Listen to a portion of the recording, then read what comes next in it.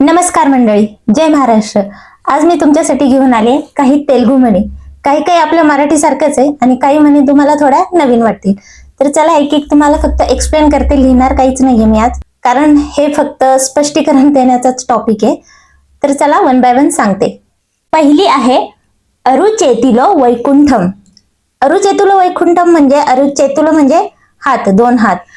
अरुचेतुलो म्हणजे तळहात आणि वैकुंठम म्हणजे तळ हातावर वैकुंठम दाखवणे, म्हणजे मोठी मोठी आश्वासन देत. जेव्हा असे राजकारणी लोक किंवा घरात पण आपल्याला कोणी बोलबच्चनसारखी मोठी मोठी आश्वासनं देत असेल तर तेव्हा ही म्हण वापरतात, अरुचेतुलो वैकुंठम. म्हणजे जे अजिबातच शक्य नाही त्याच्या बाबतीत हा मला ही गोष्ट अगदी सहज मिळेल असं. आपण मराठीत असं म्हणतो की हवेत किल्ले बांधू नको, हे फुकटचे आश्वासन. तर तसंच या म्हणीचा अर्थ आहे. त्याच्यानंतर अंदनी द्राक्ष फुल्लना. तुम्हाला कळलंच असेल याचा अर्थ काय. कोल्ह्याला द्राक्ष आंबट. आता याच्यात कोल्हा शब्द नाहीये, तर इकडं कसं म्हणतात, आपल्या इकडे जसं कोल्ह्याला द्राक्ष आंबट म्हणजे न मिळणारी गोष्ट कशी आंबट आहे हे सांगायचं. अंधनी म्हणजे न मिळणारी गोष्ट किंवा न मिळणारे द्राक्ष आंबट, असं एक कोल्हा इथं वापरलेला नाहीये. आपल्यासाठी अशी कोल्ह्यात एक गोष्ट होती की तो ट्राय करतो ते द्राक्ष घेण्याचा आणि शेवटी म्हणतो की जाऊ दे ते आंबटच होते. तर तशी काही गोष्ट नाही, म्हणून इथं न मिळणारे द्राक्ष आंबट. आलस्य मैते अमृतम विषम. आता याचा सुद्धा अर्थ त्याच्या वाक्यातच आहे आणि तो तुम्हाला येणारच आहे. आलस्य मैते म्हणजे उशीर, अमृतम विषम म्हणजे उशीर झाला तर अमृत सुद्धा विष होतं. हा एकदम त्याचा शब्दशः अर्थ आहे. आता म्हणी म्हणजे एकदम शब्दशः अर्थ कधीच नसतो आपल्या मराठीत सुद्धा. तर त्याचा एक संदर्भ असतो, ते वेगवेगळ्या संदर्भात ते वापरतात, म्हणून त्याला म्हण म्हणतात. आलस्य मैते अमृतम विषम म्हणजे कोणती पण गोष्ट ही वेळेवरच झाली पाहिजे. एका गोष्टीची वेळ असती आणि त्या वेळेवरच ती झाली पाहिजे. जर ती त्याची योग्य वेळ निघून गेली तर अमृत सुद्धा विष होतं, असा त्याचा अर्थ आहे. त्याच्यानंतर इंट गेली की रच्च गेलवू. इंट म्हणजे घर, गेली की गेलवू, गेली की म्हणजे जिंकणे, रच्च म्हणजे बाहेरचं जग. म्हणजे याच्यात असं म्हटलंय की आधी घर जिंक आणि मग बाहेरचं जिंक. म्हणजे कोणी मी बाहेर जाऊन असं करणार तसं करणार, तर तेव्हा म्हणतात इंट गेली की रच्च गेलवू. म्हणजे आधी घरातलं बघ आणि मग बाहेरचं नंतर बघ. काकी की पिल्ला काकी की मुद्दू. तर याला अजून एक म्हणजे शॉर्टकट असं म्हणतात, काकी की तना पिल्ल मुद्दू. म्हणजे अर्थ एकच आहे. म्हणजे कावळ्याचं पिल्लू हे कावळ्यालाच लाडकं. काकी म्हणजे कावळा, पिल्ला काकी, मुद्दू मुद्दू म्हणजे लाडकं प्यार. तर ज्याचं त्याचं लेकरू ज्याला त्यालाच प्रिय असतं, असं त्याचा अर्थ आहे. एद्दू पोयाक गोती कट्टी नट्टू. एद्दू म्हणजे बैल, पोयाक गेल्यावर गोती गोठा, जे इथं गाया बैल राहतात तो गोठा. कट्टी नट्टू म्हणजे बांधले, म्हणजे बैल निघून गेल्यावर गोठा बांधला, असा शब्दशः अर्थ आहे. आपल्याला एखाद्या गोष्टीत नुकसान झालं तर आधीच नेक्स्ट टाइम आपण आधीच त्याची खबरदारी घेतो, म्हणून बैल गेल्यावर गोठा बांधला म्हणजे नुकसान झाल्यावर शहाणपण आलंय. कुक्का तोका वंकरे. याच्या सुद्धा शब्दातच अर्थ आहे. कुक्का म्हणजे कुत्रा, तोका तोका म्हणजे शेपूट, वंकरे वाकडे. कुत्र्याचं शेपूट वाकडं ते वाकडच, वंकरे म्हणजे वाकडच असं. गुडकी चेवलू उंटाई सुद्धा आपल्या मराठीतली म्हणे. भिंतीला सुद्धा कान असतात. चेवलू म्हणजे कान, गुडकी म्हणजे भिंत, भिंतीला सुद्धा कान असतात. आता पुढचं आहे उन्न माट उलिकी पाटू. उन्न म्हणजे सत्य गोष्टी, माट म्हणजे बोलणं, गोष्टी खऱ्या गोष्टी. उलिकी पाटू म्हणजे आपल्याला धक्का बसतो, म्हणजे सत्य ऐकून धक्का बसतो, किंवा आपल्या मराठीत म्हणाल तर सत्य नेहमी कडू असतं. अशा सेम संदर्भातली ही म्हणे उन्न माट उलिकी पाटू. आड लेका मध्येल ओढू. ही आपल्या मराठीतली म्हण आहे, नाचता येईना अंगण वाकडे. आड लेका म्हणजे नाचणे किंवा खेळणे, तसं तर खेळणे अर्थ आहे, पण म्हणीमध्ये संदर्भ किंवा अर्थ बदलतो. आड लेका म्हणजे नाचता येईना मध्येल ओढू. मध्येल म्हणजे एक प्रकारचा ढोल असतो, आणि इथं आपल्याकडे कसं म्हणतात नाचता येईना अंगण वाकडे. तर तेलुगूमध्ये नाचता येत नाही पण तुम्ही ढोलला दोष देताय. ओढू म्हणजे दोष देताय, की त्याच्यावर ढकलताय की ढोलच ठीक नाहीये, हे नाही, पण तुम्हाला नाचता येत नाही, हा प्रॉब्लेम आहे. तर असा संदर्भ यायचा. चेतुलो उन्ना पिट्टा मेलू. चेतुलो म्हणजे पुन्हा हात, उन्ना म्हणजे असलेला, हातात असलेला, पिट्टा म्हणजे पाखरू, खरं तर पाखरू पक्षी.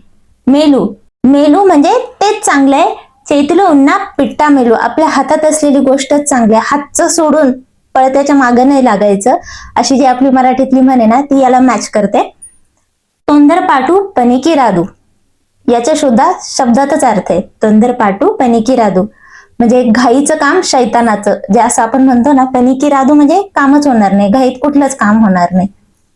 निप्पुलेका पोग राधू, याचा सुद्धा अर्थ याच्या शब्दातच आहे, म्हणजे आगीशिवाय धूर निघत नाही. निप्पू आग शिवाय पोग धूर निघत नाही, अशी ती म्हणे.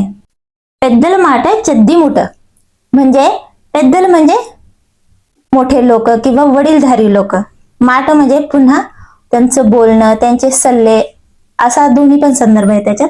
पेद्दल माटे चद्दी मुठ म्हणजे इकडं गावाकडं जे असा फर्मेंट केलेला भात असतो जो खातात इकडं रात्री भिजवून, इकडं ओरिसामध्ये वगैरे पण खातात, बेंगॉली लोक ते पण खातात. ते असा फर्मेंट केलेला भात असतो जो की शरीरासाठी खूप चांगला असतो. तुम्ही कुठं रील्स मध्ये वगैरे जर पाहिलं असाल तर तुम्हाला माहित असेल तिकडचं फूड कल्चर जे आहे ते असं फर्मेंट केलेलं. तसं आंध्रामध्ये पण खातात, इकडे पण खातात. असं फर्मेंट केलेला भात असतो, तो भात शिजवलेला भात, तर त्याला चद्दीमूठ म्हटलेले, त्याला सद्यानम पण म्हणतात. पण हे म्हणे असे थोडे ग्रामीण भाषेतले शब्द पण वापरतात ना, तसाच शब्द हा. म्हणून असं आहे की त्याचा अर्थ वडीलधाऱ्यांचे सल्ले हे एकदम त्या भातासारखे असतात, कारण की तो भात खूप पौष्टिक असतो. म्हणजे म्हणायचा अर्थ काय, तुम्ही मोठ्यांचा ऐका, त्यांचे सल्ले खूप पौष्टिक असतात, असा शब्दशः अर्थ आहे.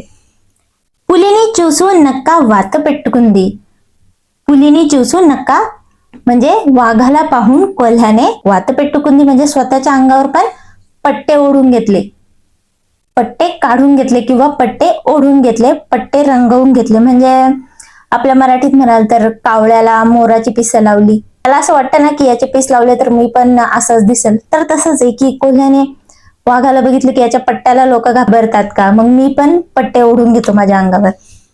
माट वेंडी मौनम बंगारम, याचा सुद्धा शब्दातच अर्थ आहे. वेंडी म्हणजे चांदी, बंगारम म्हणजे सोनं. माट म्हणजे पुन्हा बोलणं, मौनम म्हणजे मौनच. म्हणून बोलणं चांदी आहे तर शांत राहणं कधी पण सोनं आहे, म्हणजे तेच शहाणपणाचं आहे. तुम्ही शांत राहणंच कधी कधी योग्य असतं. बोलणं जरी चांदी असलं तरी शांत राहणं सोनं आहे. कलिसी कट्टुगा उंटे बलम, हे सुद्धा शब्दातच अर्थ आहे. कलिसी कट्टुगा म्हणजे एकत्र बांधल्याने काय तर बलम म्हणजे एकीचं बळ, ती वाली म्हणी इथं मॅच होते. एकीचं बळ, एकजुटीने राहिल्याने ताकद येते, एकीचं बळ. पुढची म्हण आहे बिंदेडू नीटिलो तुफानू, बिंदा म्हणजे हंडा, नीटिलो म्हणजे पाण्यात, तुफानू म्हणजे तुफान, म्हणजे हंडाभर पाण्यात किंवा बादलीभर पाण्यात किंवा थोड्या पाण्यात, असा संदर्भ आहे तिथं.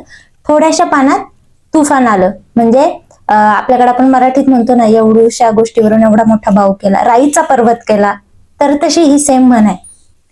चेसन मेलू मर्चिपो, पणी माटलाडतुंदी म्हणजे काम बोलतं, ते आपलं काम जे पण असतं तीच आपली ओळख असती, म्हणजे आपलं कामच बोलतं. पणी माटलाडतुंदी.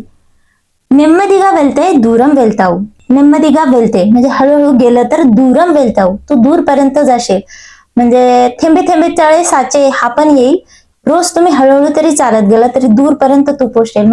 सहनम महाबलम, सहनम म्हणजे संयम, पेशन्स. महाबलम म्हणजे सामर्थ्य, की तुमचा पेशन्स किंवा संयमच हा खूप मोठं सामर्थ्य आहे. अति म्हणजे अमृतम कादू, म्हणजे खूप अति प्रमाणात जरी चांगलं असलं तरी ते अमृत होत नाही. म्हणजे कुठलीही गोष्ट ही प्रमाणातच बरी असती किंवा चांगली असती. कुठली गोष्ट चांगली जरी असली तरी ती अति प्रमाणात झाली, अति चांगली असली तरी ती खूप अमृत होत नाही, तरी असा त्याचा अर्थ आहे. रेंडू पडवल मिदा कालू पेट्टोडू, म्हणजे आपल्या मराठीत म्हण आहे एकाच वेळी दोन दगडावर पाय ठेवणं. इथं आहे रेंडू पडवल मिदा म्हणजे दोन होड्यांवर नाव, पडवल रेंडू दोन होड्यांवर, मिदा काल पेट्टोडू ठेवू नये म्हणजे एकाच वेळी दोन नावावर पाय ठेवू नये, दोन दगडांवर पाय ठेवू नये. काल में गोप्प गुरु, म्हणजेच काळ हा सगळ्यात मोठा गुरु आहे आपला, की तोच आपल्याला शिकवतो. वेळ, काळ हे सगळ्यात मोठे महान गुरु आहेत आपल्यासाठी. तल्लीदंड्रले मोदटी गुरुहुलू, म्हणजे त्याचे गुरुहुलू म्हणजे गुरुचे अनेक वचन येतं. ओके, तल्लीदंड्रले मोदटी म्हणजे आई वडील हे सगळ्यात आधीचे गुरु आहेत आपले, सगळ्यात पहिले आपले गुरु कोण असतील तर ते आई वडील आहेत.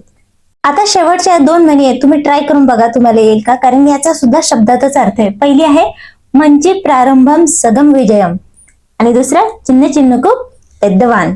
बघा ट्राय करून तुम्हाला याचा अर्थ कळतोय का, आणि कमेंट करून नक्की सांगा. आणि व्हिडिओ आवडला असेल तर लाईक करा, शेअर करा, कमेंट करा आणि प्लीज प्लीज प्लीज चॅनलला सबस्क्राईब करा. धन्यवाद.